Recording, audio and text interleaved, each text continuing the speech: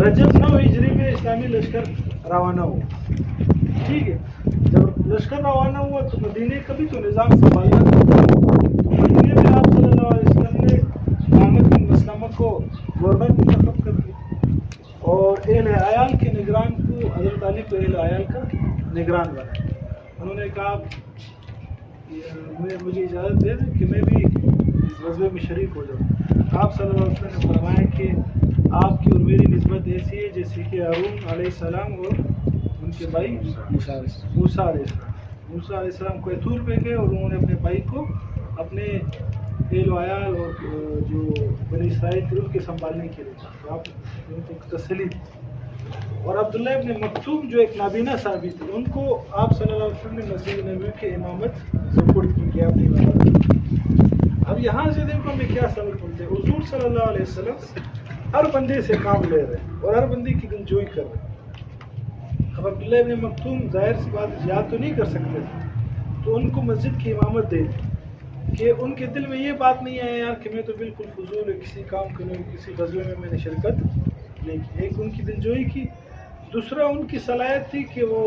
اچھا قرآن پڑھتے تھے تو ان سے وہ والا کام لے لیتے. تو ہمیں بھی چاہیے کہ ہم افراد سازی کریں, بندوں کو ڈھونڈیں جس کی جو قابلیت ہے اس سے وہی کام لے لیں. ہمارے ہاں یہ نہیں ہوتا. ہمارے یہاں کونسلنگ کوئی چیز کا نام و نشان ہی نہیں. ابھی لڑکا بیچارہ بزنس کی طرف جانا چاہ رہا ہے, والدین اس کو بولتے ہیں نہیں پڑھو, اور جو پڑھنا چاہ رہے ہیں مدرسے اس کو کہتے ہیں نہیں آپ بزنس کرو. کوئی اسپورٹس میں جانا چاہتے ہیں اس کو بولتے ہیں نہیں آپ نہیں پڑھنا ہے, اور کوئی پڑھنا چاہتا ہے اس کو بولتے ہیں نہیں. مطلب کوئی حساب کتاب نہیں. ہمارے ایک شاگرد ہے, اس کا کزن کینیڈا میں, وہ اس دن آیا تو اس نے کہا کہ میں نے ان سے پوچھا کہ بھئی آپ کا بیٹا کیا کر رہا ہے. اس نے کہا تو فٹ بال کھیل رہا ہے. کیا بول رہے فٹ بال کھیل رہے؟ نہیں تو فٹ بال کھیل رہے, انشاءاللہ فٹ بال میں ہی آگے جائے. تو اس دن میں حیران ہو گیا کیا بول. ہمارے یہاں کسی کو بولو کہ بیٹا فٹ بال کھیل رہے ہیں تو پھر آپ اپنے آپ کو سنبھالو, جو آپ کو تانے ملیں گے کر لے وہ نہیں فٹ بال کھیل رہی ہے کہ کوئی پڑھا ہی نہیں ہے, کوئی وہ نہیں ہے. حالانکہ فٹ بال وہ کھیل رہے, وہ فٹ بال میں جائے گا, کسی کلب میں جائے گا, اگر صحیح پلیئر بن گیا پھر تو جو ہمارے ہاں جتنے بھی کمانے بلکہ پاکستان کے بجٹ سے زیادہ کما لے گا. ایک بندے نے مجھے فون کیا, کہا کہ مفتی صاحب آپ آ جائیں, ہمارے ایک بھتیجی کی آپ تھوڑی سی کاؤنسلنگ کر. ٹھیک ہے کاؤنسلنگ میں نے اس لڑکی کی اسٹارٹ کی, اس سے احوال کیا, سب کچھ کیا سب. خیر میں اس نتیجے میں پہنچا, میں نے اس کو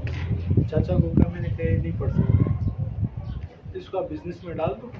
یہ اچھا بزنس مین بنے.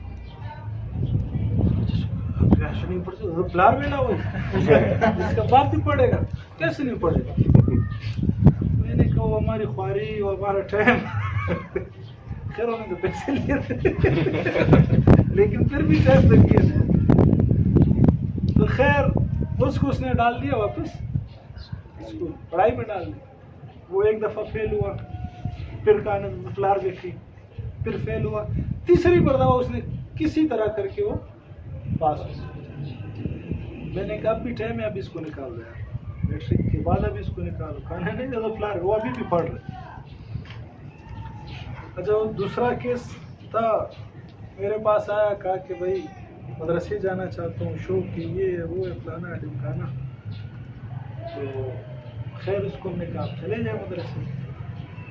اب وہ مدرسے گیا, گھر والوں نے اس کو پکڑ کے وہاں سے واپس لا کے دکان پہ بیٹھا کہ نہیں آپ نے دکان چلا. اس کو شوق تھا مدرسے کا, اس کو دکان میں بٹھایا. اور اس کو چھوٹا بھائی تھا, اس کو کہا جب آپ حفظ کرو, آپ چھوٹے ہو آپ حفظ کرو. اس کو حفظ میں ڈال دیا. اس نے کچھ بار حفظ کر کے وہاں سے واپس آیا. یہ ہمارا نظام ایسے چل رہا ہے. ہمارے کالج میں پوچھتا ہوں کیا کرو گے, بولتے ہیں ڈاکٹر بنو. انجینئرنگ کالج میں 3 سال کا مستمع کر رہے ہیں اور وہ ڈاکٹر بننا چاہتے ہیں. عجیب ایسے عجیب کیسز آتے ہیں کہ انسان حیران ہو جاتے, پریشان ہو جاتے ہیں. یہ کیا ہے, کون لوگ ہے, کیا ہے, کیا کر رہے ہیں, کیا زندگی ہے, کیا حساب ہے. پہلے تو کاؤنسلنگ کا کسی کو کہا نا کہ یار کاؤنسلنگ کرے بچوں کی, آپ نے کاؤنسلنگ کی, آپ نے کچھ کا ویژن بنے. ویژن میں انت ہے تو ویژن انت. ویژن نستا بس جو والد نے کہا وہ والد کے دل میں جو ارمان ہوتے ہیں اصل مسئلہ کیا ہے والد کے دل میں جو ارمان ہوتے ہیں وہ چاہتا ہے کہ میرے بیٹے وہ ارمان پورے اب وہ یہ نہیں چاہتا کہ اس کا بیٹا کیا چاہتا ہے نہیں میں نے پڑھائی نہیں کی تو میرے بیٹے نے لازمی پڑھنا ہے اب جیسے اس کو سمجھ آیا نہیں ہے اس کو پڑھنا لازمی ہے خیر کیا بات میں کر رہا ہاں جس کی جو صلاحیت ہوتی ہے نا اس سے وہی کام لیا جائے تو وہ آگے جاتا ہے ہمارے ہاں یہ نہیں ایک انٹروورٹ پرسنالٹی کو وہ ایکسٹروورٹ کام دے دیتے پرسنالٹی کی ٹائپ سے نا ایک انٹروورٹ ہے کہ وہ بھائی تنہائی پسند ہو اس کو آپ ایکسٹروورٹ کوئی کام دے دو جن کا پبلک ڈیلنگ روزانہ کا آمنا جان سامنا ہو کام ہو لوگوں سے تو وہ بیچارہ بیزار ہو جائے اور ایک ایکسٹروورٹ پرسنالٹی جس کا لوگوں سے زیادہ ملنے جلنے سے اس کو خوشی ملتی ہے اس کو بٹا دیتے کسی بند کمرے میں اکاؤنٹ کا کام دیتے اس کا وہاں دماغ پھٹ جاتا ہے بھائی اس کو تو یہ الٹا پلٹا سسٹم تو حضور صلی اللہ علیہ وسلم کے دیکھو ہمارے اگر سیرت کو ہم صحیح پڑھیں نا میں انشاءاللہ ایک کتاب بھی کوشش کروں گا ٹائم نہیں ملتا کہ لکھوں اور سیرت سے حضور صلی اللہ علیہ وسلم کی جو اسباق ہمیں ملتے ہیں ہمارے ریئل لائف میں خاص کر کے مینجمنٹ کے حوالے سے سبجیکٹ یہی وہ میں نکالوں کہ آپ سب نے کیسی زندگی گزاری کس طرح منصوبہ بندی کے ساتھ گزاری اور ہمارے یہاں نہ بچے کی کوئی کاؤنسلنگ ہے نہ بڑوں کی ہے بس خیر لگت رگت اچھا آپ صلی اللہ علیہ وسلم جب راستے میں تھے تو راستے میں مدائن صالح جہاں صالح علیہ السلام یار قصہ سنے آپ لوگوں نے اونٹنی اور عذاب آیا تھا تو وہ مقام آیا آپ صلی اللہ علیہ وسلم نے فرمایا کہ یہاں سے رو رو کر گزرنا ہے اور تیزی سے گزرنا ہے اگر رونا نہیں آئے تو رونے کی شکل بنا یہ کوئی ایسے نہیں ہے کہ یار عذاب آئے اور آپ جا کر وہاں ویڈیوز بنانا شروع کر دو اور وہاں تصویریں بنانا ہمارے یہاں تو لوگ یہی ہوتے زلزلہ آئے ہوتے لوگ مرے ہوتے یا ہمارے یہاں سب ویڈیوز بنانا شروع کر دو حالانکہ وہ اللہ کا عذاب آئے ہوتے وہاں سے رو رو پر عبرت کے ساتھ گزرنا چاہیے ٹھیک ہے پھر اسلامی لشکر تبوک پہنچ گئے 20 دن کا وہاں انہوں نے قیام فرمایا اور رمضان میں واپسی بھی ان کی جب واپس آئے تو راستے میں ایک مسجد تھی مسجد زرار آپ صلی اللہ علیہ وسلم نے اس کو حکم دے دیا کہ اس کو گرا کیوں وہ بنائی تھی منافقین نے بنائی تھی کہ ہم مل بیٹھ کے آپس میں مشورے کریں گے اور اسلام کو نقصان پہنچائیں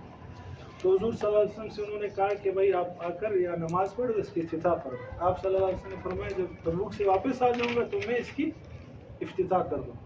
اللہ تعالیٰ نے وہی کے ذریعے بتا دیا کہ یہ مسجد نام مسجد کا ہے لیکن یہ مسجد نہیں ہے یہ زرار ہے زرار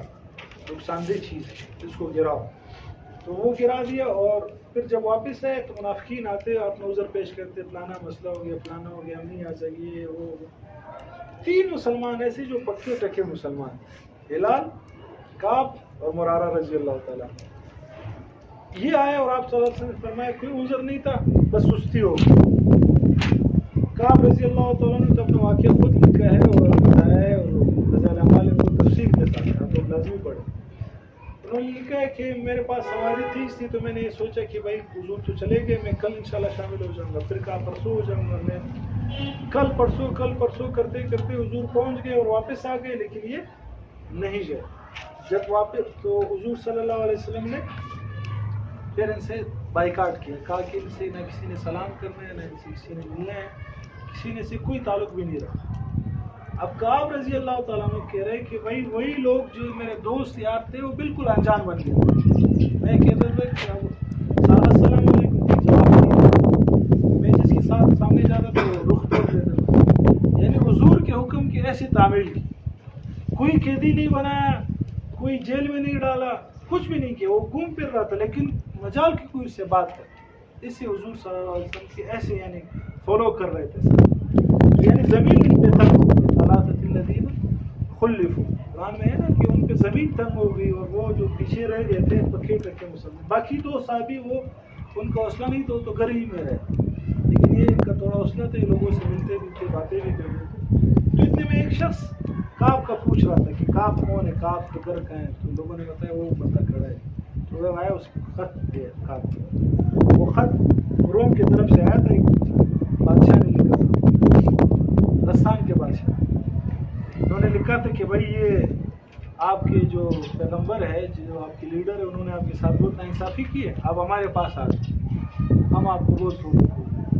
آپ رضی اللہ عنہ کو اتنا غصہ آیا، کہا کہ اب تو میرا ایمان کا سودا ہونے لگا، لوگ ابھی مجھے خریدنا چاہ رہے، میرے ایمان کو خریدنا چاہ رہے، تو بہت زیادہ روئے۔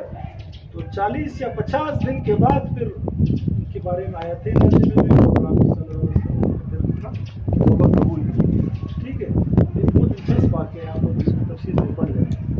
نتائج کیا ہوئے؟ نتائج یہ نکلے کہ آپ صلی اللہ علیہ وسلم یہ تبوک پہنچے نا، شام کے بارڈر کے قریبی جگہ، تو وہاں کے آس پاس کے لوگ تھے، وہ ڈر گئے، 3-4 قبیلے والوں نے تو آ کر صلح کر لی اور ٹیکس دینا شروع کر دیا آس پاس کے جتنے بھی قبائل۔ روم جو 40,000 کا لشکر لے کر آ رہا تھا، تو انہوں نے جب یہ دیکھا یار کہ جنگ موتا میں 3,000 اور وہاں 2 لاکھ تھے، ہمارا کیا کھانا خراب ہو گیا، ابھی تو یہ بھی تعداد میں زیادہ ہے، اب تو ہماری خیر نہیں ہے، وہ وہیں سے واپس لوٹ گئے، چلے گئے۔ حضور صلی اللہ علیہ وسلم نے پھر وہ واپس مدینہ آ گئے، تو وہاں کوئی مطلب لڑائی جھگڑا نہیں ہوا، اور یہ سب اس طرح انہوں نے ٹیکس دینا شروع کر دیا۔ یہ غزوہ تبوک پورا ہوا۔ اس کے بعد پھر 9 ہجری میں باقاعدہ وفود آنے شروع ہو گئے، عام الوفود اس کو کہتے ہیں، عام الوفود یعنی وفود کا ساتھ، بہت سارے کہاں بحرین سے کہاں سے لوگ وفد کی شکل میں آتے اور حضور کے پاس آ کر اسلام قبول کرتے۔ وہ جب آتے حضور صلی اللہ علیہ وسلم نے کیا پالیسی اپنائی، ان کو مسجد نبوی کے ہی آس پاس ان کو خیمے لگوائے تاکہ مسلمانوں کو دیکھے، ان کے نماز، ان کا آپس میں جوڑ، آپس میں محبت، ان کا اکرام کیا، تو وہ اتنے متاثر ہو گئے، اکثر سب اس میں سے مسلمان ہوں۔